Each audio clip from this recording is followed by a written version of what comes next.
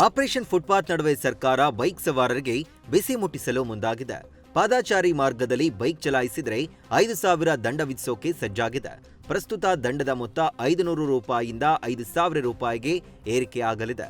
ಪಾದಾಚಾರಿಗಳಿಗೆ ಅಪಘಾತವಾದರೆ ಕಠಿಣ ಕಾನೂನು ಕ್ರಮ ಕೈಗೊಳ್ಳಲು ಸಾರಿಗೆ ಸಚಿವ ಬೈರತಿ ಸುರೇಶ್ಗೆ ಬೆಂಗಳೂರು ಅಭಿವೃದ್ಧಿ ಸಚಿವ ಕೃಷ್ಣ ಬೈರೇಗೌಡ ಪತ್ರ ಬರೆದಿದ್ದಾರೆ. ಬೆಂಗಳೂರು ಮೈಸೂರಿಗರಿಗೆ ಮತ್ತೆ ದರ ಏರಿಕೆಯ ಬಿಸಿ ತಟ್ಟಿದೆ.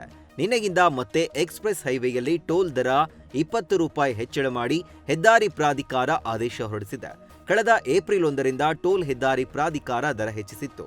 ಇದೀಗ ಸದ್ದಿಲ್ಲದೆ ಒಂದೇ ವರ್ಷದಲ್ಲಿ 2ನೇ ಬಾರಿಗೆ ಹೆಚ್ಚಳ ಮಾಡಿ ಆದೇಶ ಹೊರಡಿಸಿದ್ದು ಎಕ್ಸ್‌ಪ್ರೆಸ್ ಹೈವೇಯಲ್ಲಿ ಸಂಚಾರ ಮತ್ತಷ್ಟು ದುಬಾರಿಯಾಗಲಿದೆ.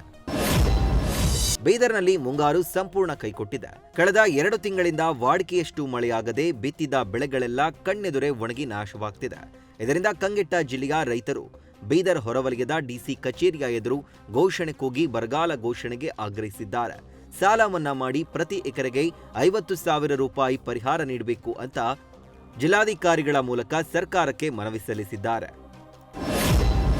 ನೆರೆ ರಾಜ್ಯ ಮಹಾರಾಷ್ಟ್ರದ ಜಲಾನಯನ ಪ್ರದೇಶಗಳಲ್ಲಿ ಭಾರೀ ಮಳೆ ಮುಂದುವರೆದಿದೆ.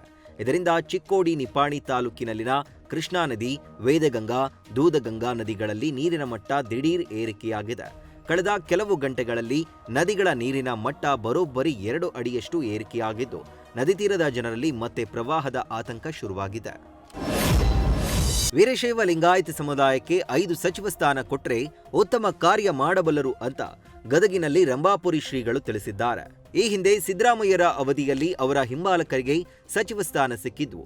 ಈಗ ಶಿವಕುಮಾರ್ ಸರ್ಕಾರದಲ್ಲಿ ಯಾರಿಗೆ ಪ್ರಾತಿನಿಧ್ಯತೆ ಸಿಕ್ಕಿಲ್ಲ ಅಂತವರಿಗೆ ಅವಕಾಶ ಕೊಡ್ತಾರೆ ಎಂಬ ನಂಬಿಕೆ ಇದೆ ಅಂತ ಹೇಳಿದ್ದಾರೆ. ಮಾಜಿ ಪ್ರಧಾನಿ ದೇವೇಗೌಡ ಅವರನ್ನ ನಿನ್ನೆ ಸಂಜೆ ಮಾಜಿ ಸಚಿವ ಜಮೀರ್ ಅಹಮದ್ ಖಾನ್ ಭೇಟಿಯಾಗಿದ್ರು. ಪದ್ಮನಾಭನಗರದ ನಿವಾಸಕ್ಕೆ ಆಗಮಿಸಿ ಗೌಡರ ಆರೋಗ್ಯ ವಿಚಾರಿಸಿದ್ರು. ಪತ್ನಿ ಚೆನ್ನಮ್ಮ ನಿಧನದ ನೋವಿನಲ್ಲಿರುವ ಮಾಜಿ ಪ್ರಧಾನಿ ದೇವೇಗೌಡರಿಗೆ ಮಾನಸಿಕ ಧೈರ್ಯ ತುಂಬಿದ್ರು. ಮಹಿಳೆಯರಿಗೆ 33% ರಾಜಕೀಯ ಮೀಸಲಾತಿ ಜಾರಿಗೊಳಿಸಬೇಕು ಅಂತ ಅಖಿಲ ಭಾರತ ಜನವಾದಿ ಮಹಿಳಾ ಸಂಘಟನೆ ಆಗ್ರಹಿಸಿದೆ. ಬೀದರ್ನಲ್ಲಿ ವಿವಿಧ ಪ್ರಗತಿಪರ ಸಂಘಟನೆಗಳ ಜೊತೆ ಸೇರಿ ಪ್ರತಿಭಟನೆ ನಡೆಸಿದೆ. ಅಂಬೇಡ್ಕರ್ ವೃತ್ತದ ಬಳಿ ಇರುವ ಜಿಲ್ಲಾ ಉಸ್ತುವಾರಿ ಸಚಿವರ ಕಚೇರಿ ಪಕ್ಕದಲ್ಲಿ ಬೃಹತ್ ಪ್ರತಿಭಟನೆ ನಡೆಸಿ ಕೇಂದ್ರ ಸರ್ಕಾರದ ವಿರುದ್ಧ ತೀವ್ರ ಆಕ್ರೋಶ ವ್ಯಕ್ತಪಡಿಸಿದೆ. ರಾಜ್ಯ ಸರ್ಕಾರದ ಗ್ಯಾರಂಟಿ ಯೋಜನೆಗಳ ವೆಚ್ಚವನ್ನ ಸರಿದೂಗಿಸಲು ಸರ್ಕಾರ ಪಿಂಚಣಿಗಳಿಗೆ ಕತ್ತರಿ ಹಾಕಲು ತಯಾರಿ ನಡೆಸಿದೆ. ಮಾಸಿಕ ಪಿಂಚಣಿ ಹಣ ಕೈ ಸೇರದೆ ಫಲಾನುಭವಿಗಳು ದಿನನಿತ್ಯ ಸರ್ಕಾರಿ ಕಚೇರಿಗಳಿಗೆ ಅಲೆದಾಡುವ ದುಸ್ಥಿತಿ ನಿರ್ಮಾಣವಾಗಿದೆ. ಕಂದಾಯ ಇಲಾಖೆಯು ತಿಳುವಳಿಕೆ ಪತ್ರ ನೀಡುವ ನೆಪದಲ್ಲಿ ಜಿಲ್ಲೆಯ ಸುಮಾರು 56,000ಕ್ಕೂ ಹೆಚ್ಚು ಫಲಾನುಭವಿಗಳ ಪಿಂಚಣಿಯನ್ನ ರದ್ದುಗೊಳಿಸಲು ಮುಂದಾಗಿದೆ. ಚಳ್ಳಕೆರೆ ತಾಲೂಕಿನ ತಿಪ್ಪಯ್ಯನಹಳ್ಳಿ ಗ್ರಾಮ ಪಂಚಾಯಿತಿ ವ್ಯಾಪ್ತಿಯಲ್ಲಿ ಆಲಿಕಲ್ಲು ಮಳೆ ಸಾಕಷ್ಟು ಹಾನಿ ಮಾಡಿದೆ. ರಾಮಸಾಗರ ಗ್ರಾಮದಲ್ಲಿ ಕಳೆದ ಹಲವು ದಿನಗಳ ಹಿಂದೆ ಸುರಿದಿದ್ದ ಆಲಿಕಲ್ಲು ಸಹಿತ ಮಳೆಯಿಂದ ದಾಳಿಂಬೆ ಬೆಳೆಗೆ ಹಾನಿಯಾಗಿದೆ.